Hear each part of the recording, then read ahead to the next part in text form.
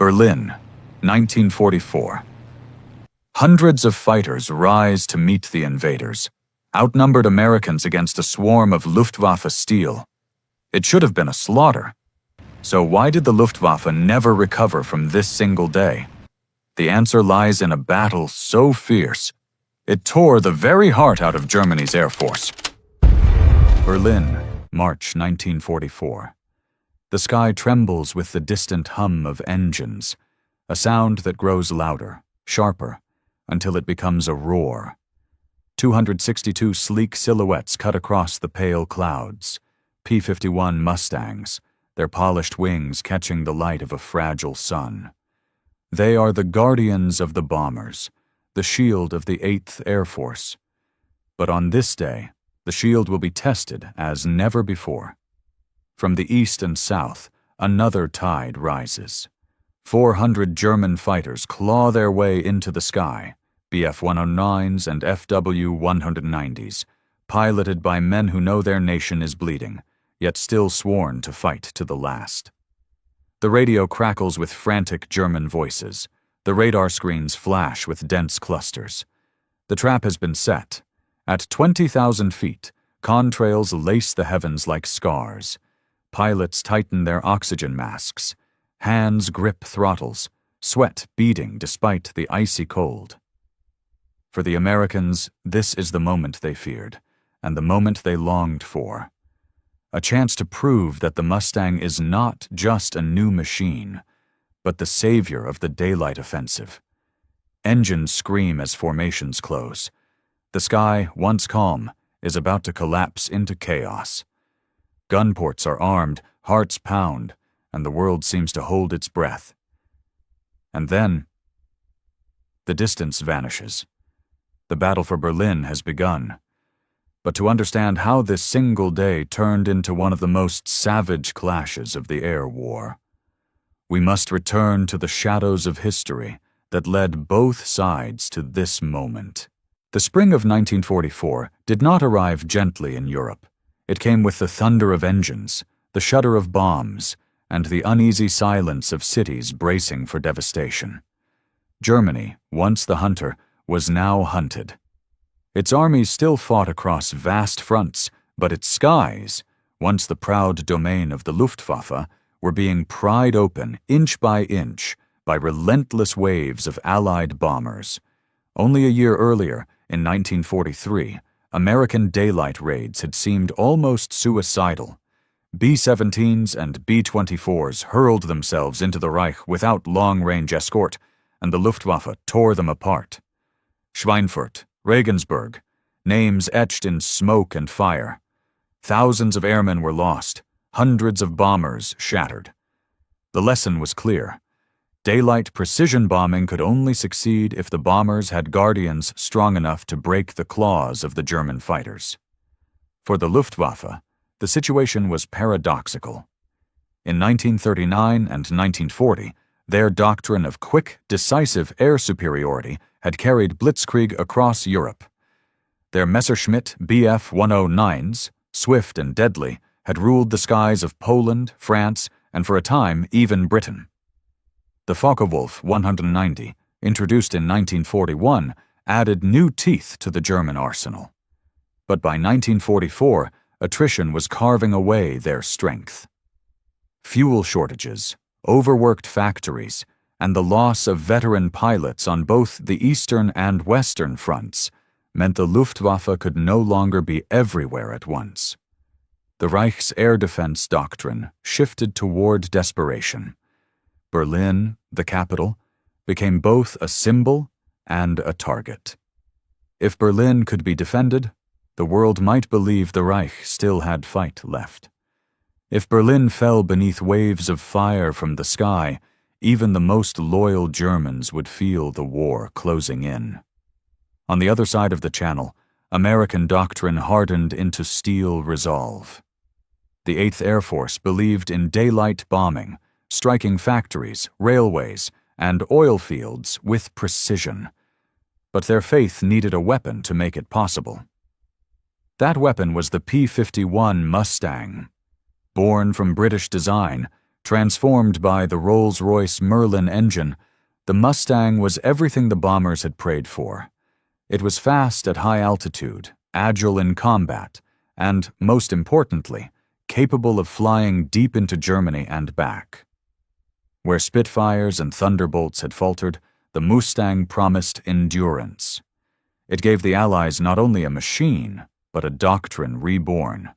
The bombers would no longer go alone. And so the stage was set. Germany clung to its doctrine of defense, summoning hundreds of fighters to guard its heartland. The United States sharpened its doctrine of relentless daylight assault, now shielded by the Mustangs. Two strategies, forged from necessity, raced toward collision. When the calendar turned to March 1944, Berlin stood at the crossroads of history, one side fighting to preserve a collapsing empire, the other striving to prove that the skies of Europe could finally, decisively, belong to them. The clash was inevitable, and it would not be measured in theories or doctrines alone, but in contrails, in burning metal, and in the last breaths of men at 20,000 feet. The Mustang story was not born in glory. It began in quiet desperation in 1940 when Britain faced the threat of annihilation. The Royal Air Force needed fighters, and they needed them fast. North American Aviation, a company with no great reputation in fighter design, offered a bold proposal. A brand new aircraft, built from scratch, delivered faster than anyone thought possible. At first, the Mustang was an experiment, a gamble. Its sleek fuselage, laminar flow wings, and innovative design made it stand out. Yet its early models, powered by the Allison engine, lacked the high-altitude performance needed to challenge German fighters. In the skies over Europe, where combat was waged above 20,000 feet, that flaw was fatal. The transformation came when British engineers, with characteristic daring, replaced the Allison with the Rolls-Royce Merlin. Suddenly, the Mustang was reborn. The new engine gave it speed, climb, and endurance that stunned even its creators. It was no longer a promising experiment. It was a predator. For the Allies, the timing was perfect. By late 1943, daylight bombing campaigns were bleeding the 8th Air Force white. Bombers limped home in shattered formations, their gunners having fired until the barrels glowed. The Mustang arrived not just as a machine of metal and fuel, but as a symbol of salvation. Pilots called it graceful, deadly, a machine that answered their unspoken prayers. To climb into a Mustang was to feel a sudden, fierce confidence that the sky itself might finally tilt in their favor. The Germans, too, were transforming. The Bf-109, once the razor edge of blitzkrieg, was aging. Its frame had been stretched, modified, pushed beyond its limits.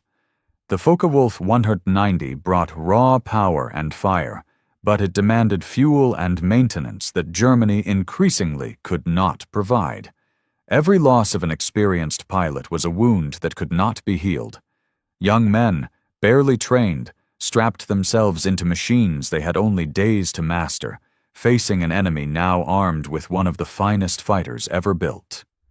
Inside the factories of Germany, the propaganda promised wonder weapons, jets, rockets, miracle designs that would turn the tide. But in March 1944, those dreams remained sketches and prototypes. The Reich's defenders still relied on their Messerschmitts and Focke-Wulfs. They were brave machines, flown by desperate men. Yet they were about to face something new. A fighter that could escort bombers all the way to Berlin, fight on equal terms, and still return home. In America, pilots lined up to train on the Mustang. They spoke of its balance, its responsiveness, the way it seemed to dance with the slightest touch. It carried 650 caliber machine guns, enough firepower to shred anything that crossed its path. And above all, it carried range. The kind of range that meant the bombers would no longer fly alone into the jaws of the Reich. Thus, two stories grew side by side. Germany, clinging to weapons forged in earlier triumphs, now stretched thin, its skies defended by fewer and fewer veterans. America, surging with industry, sending waves of Mustangs across the Atlantic, each one a steel promise to the men who had once felt abandoned. By early 1944, the stage was set. The Mustang was no longer a question mark. It was the answer. The Luftwaffe was no longer invincible. It was bleeding. And both forces, born from pride, fear, and necessity, were about to meet in the crucible of Berlin's sky, not as experiments or abstractions, but as flesh and blood, steel and fire. The day of reckoning was almost here. The morning of March 6, 1944, dawned cold and pale over English airfields. Frost clung to the wings of bombers lined up like silent giants, their crews moving in hushed ritual. Ground crews tugged at fuel hoses, checked gun ports, tightened bolts with numb fingers.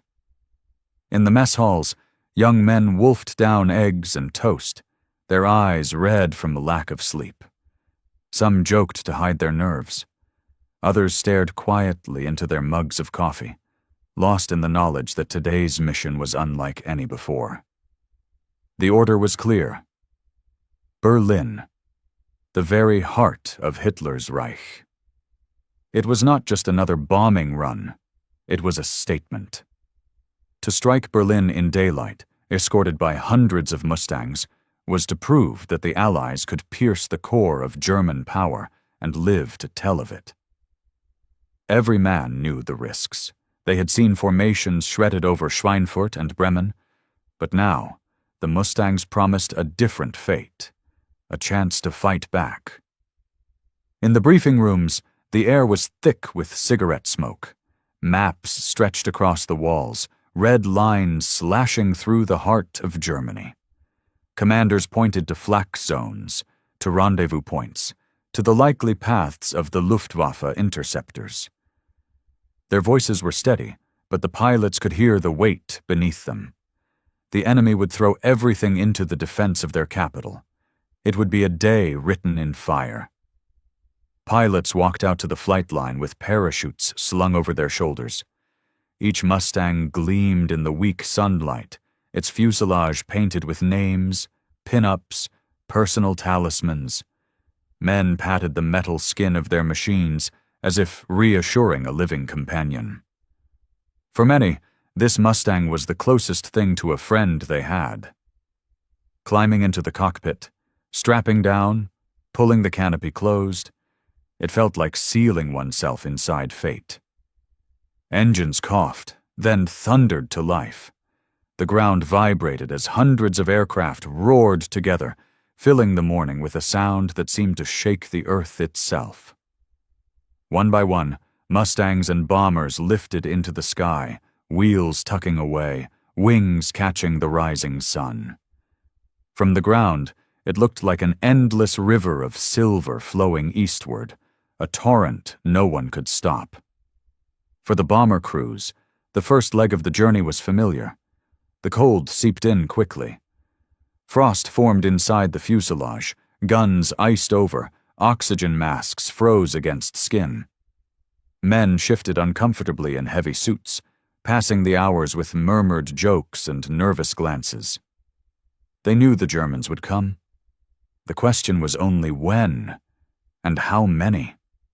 For the fighter pilots, the air was alive with anticipation. They scanned the horizon constantly, eyes straining against the endless blue. Every glint of light could be a wing, every shadow a predator. They spoke in clipped bursts over the radio, checking positions, confirming fuel, maintaining formation. Beneath the calm of their voices was the knowledge that they would soon be outnumbered. 262 against 400. The odds were cruel, but there was no turning back. Across the skies of Germany, radar screens lit up. Operators watched in disbelief as dense clusters of signals pushed steadily toward the capital. Phones rang in command posts. Sirens wailed in towns and cities below. From airfields around Berlin, the Luftwaffe began to stir. Mechanics rushed to fuel lines. Pilots pulled on flight gear with trembling hands. Engines screamed as Bf-109s and FW-190s clawed their way upward. They were few, younger, less seasoned than their predecessors, but they carried the pride of a nation on their shoulders. As the American formations crossed deeper into the Reich, tension tightened like a drum. The bombers droned steadily, their shadows sliding over villages and fields. The Mustangs wove above and beside them, their contrails stitching protective arcs across the sky. Every minute, every mile, brought them closer to Berlin, and closer to the clash both sides knew was inevitable. Somewhere ahead, invisible beyond the horizon, two storms were racing toward one another. The hunters and the hunted, the young and the weary, the desperate and the determined. In a few moments, the quiet of the upper air would shatter, and men in their 20s, boys, really, would decide the fate of the skies above Berlin with steel, fire, and courage. At 20,000 feet, the sky over Germany fractured. The bombers droned forward in steady lines, their engines a thunderous heartbeat. Around them, the Mustangs glided, taut with anticipation. And then, from the east, dark specks appeared, multiplying, swelling into wings and teeth. The Luftwaffe had come. 400 fighters surged upward, Messerschmitts and Focke-Wulfs diving in with the sun at their backs. Their machine guns flashed, tracers cutting orange threads across the pale blue. The air was alive with chaos. American gunners swung their turrets, streams of fire arcing toward the diving shapes. The Mustangs broke formation, splitting into deadly spirals. The sky became a storm. Engines screamed as planes twisted through contrails. One moment a Mustang was behind a German, guns blazing, 50 caliber rounds tearing into metal. The next, a Bf-109 snapped around, its cannons thundering, shredding through the wing of an American. Parachutes blossomed like ghostly flowers. Others never opened. The radio filled with clipped, panicked voices. "Bandits! 2 o'clock! Break! Break! Blue leader, I'm hit! I'm hit!" Screams cut short by static. For every victory cry, there was a silence that followed. Sudden. Absolute. A bomber exploded mid-air, its frame breaking apart in a blossom of fire. Men tumbled out, some consumed instantly, others falling, limbs flailing against the wind. The survivors in nearby planes stared for a heartbeat, then clenched their teeth and looked forward. There was no time to mourn. Not here. Mustang pilots fought like men possessed. They rolled into the German formations, machine guns spitting fire. One Mustang slid in behind a Focke-Wulf, riddling it until its engine burst. Black smoke trailing like ink spilled across the sky. But in seconds, another German was on his tail, forcing him into a desperate dive that rattled his frame.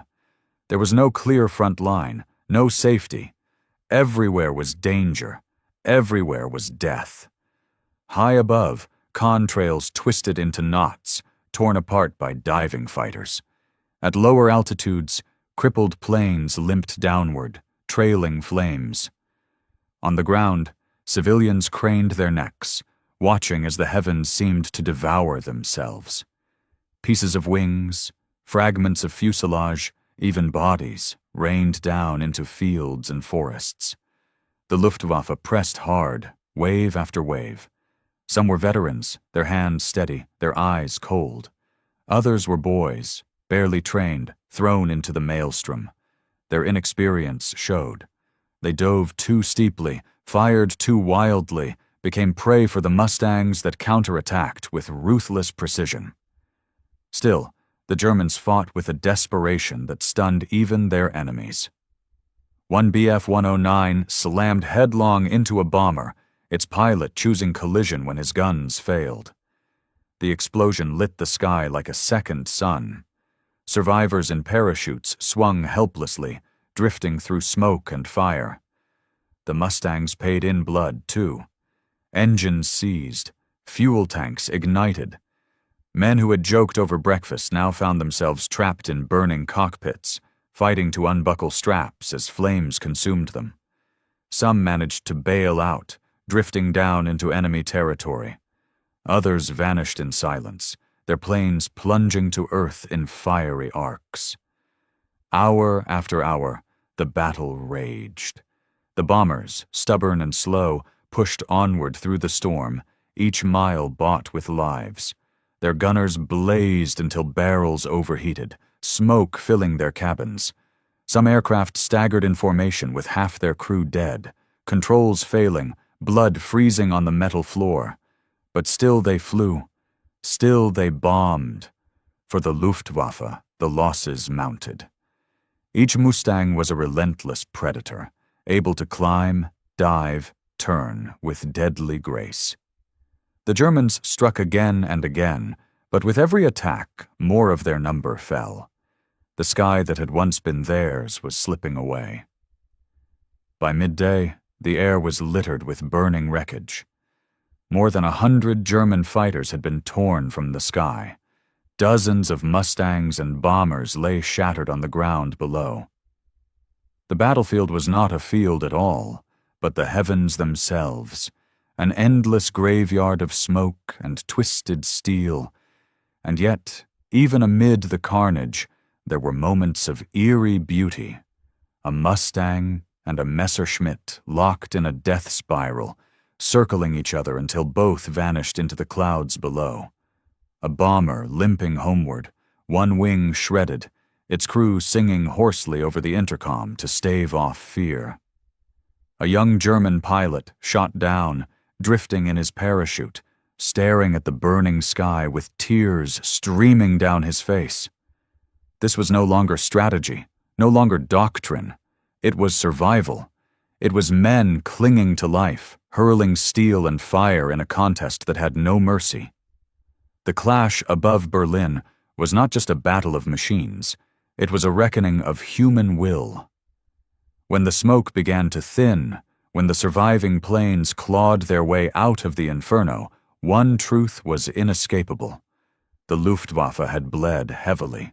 The Americans had paid dearly, and the sky itself had been scarred forever. The climax had passed, but the echoes would thunder on. For in the wreckage of that day lay the broken wings of the Luftwaffe and the rising dominance of the Mustang. When the last echoes of gunfire faded, the sky over Berlin was no longer a battlefield. It was a graveyard. Smoke trailed across the horizon, contrails torn apart by violence now drifting aimlessly in the wind. Wreckage burned in fields and forests below, scattered across villages where terrified civilians had watched the battle unfold. The clash was over, but its cost was staggering. The Luftwaffe had lost more than 100 fighters in a single day. Among them were veterans whose names had once inspired fear, men who had flown since the early triumphs of 1939 and 1940. They were gone now, replaced by silence, leaving Germany's skies thinner than ever. For every machine destroyed, it was not just steel that vanished. It was experience, irreplaceable skill, and the fragile hope of holding the line. The Americans, too, counted their dead. Mustangs lay twisted in the fields of Saxony and Brandenburg, their proud wings broken. Bomber crews never made it home, their final moments consumed by fire and falling steel. Some survivors floated down in parachutes, only to be captured, becoming prisoners in a war that still had months of fury ahead. The victory had come at a price, and those who lived to see England again carried the weight of the friends they left behind. For Berlin, the raid itself was devastating. Bombs tore into rail yards, factories, and supply lines, hammering the capital with the message that nowhere was safe. The civilians who huddled in shelters emerged to find streets in ruins, smoke rising over neighborhoods already weary from years of war. The image of the invincible Reich, shielded by the Luftwaffe, cracked visibly that day. If the bombers could strike Berlin in daylight, escorted through swarms of German fighters, then the war's balance was shifting beyond denial. Newspapers across the Allied world hailed the mission as proof of daylight bombing's success. The Mustang was celebrated, its name spoken with awe in briefing rooms and pubs alike. American commanders declared that the Luftwaffe had suffered a mortal wound, one from which it might never recover. And in many ways, they were right. Though German factories still produced aircraft, they could not produce seasoned pilots. The skies were being emptied of Germany's best, and once lost, they would not return. Inside the Reich, the reaction was darker. Propaganda tried to spin the clash as a heroic stand, but the truth was harder to hide. Families received telegrams. Airfields grew quiet as hangars filled with wreckage and empty spaces where fighters once stood ready. For young recruits, the message was clear. They would not be joining a proud, invincible force. They would be stepping into a void left by men who had fallen, into cockpits that had already claimed too many lives. Tactically, the mission achieved its goal. The bombers reached Berlin, dropped their loads, and returned. Bloodied, but unbroken. Strategically, it was a turning point. From this moment onward, American commanders knew that the skies above Germany could be penetrated and defended with force enough to shake the Reich. It was not the end of the war in the air, but it was the beginning of the end for the Luftwaffe. The men who flew that day would never forget it. For some, it was a badge of honor, proof that they had faced the worst the enemy could offer and survived. For others, it was a scar, a memory of fire and screams that haunted their nights, victory and tragedy interwoven, written in the same sky. The battle for Berlin's air was more than a clash of machines. It was a test of endurance, of will, of nations straining against the limits of blood and steel. When it was over, the Luftwaffe was weaker, the Americans stronger, and the people of Berlin shaken. The cost was terrible, but the message was clear. The age of German air supremacy was over. The day belonged to the Mustang. The battle over Berlin did not fade into obscurity. It became a marker in the long, bloody timeline of the air war, a day when the balance of power shifted irreversibly. From that March morning in 1944, the Luftwaffe's decline was no longer a distant possibility. It was reality. The skies that had once been Germany's shield became a corridor through which Allied bombers would march relentlessly toward victory. The Mustang emerged as more than a machine. It was a legend. Its range, speed, and firepower transformed the daylight bombing campaign from a gamble into a strategy that crushed German industry, railways, and oil reserves. To bomber crews, the sight of silver Mustangs weaving overhead was a promise of survival. To German pilots, it was a nightmare, a symbol of an enemy that could not be outrun. The Luftwaffe, once the spearhead of Blitzkrieg, never recovered.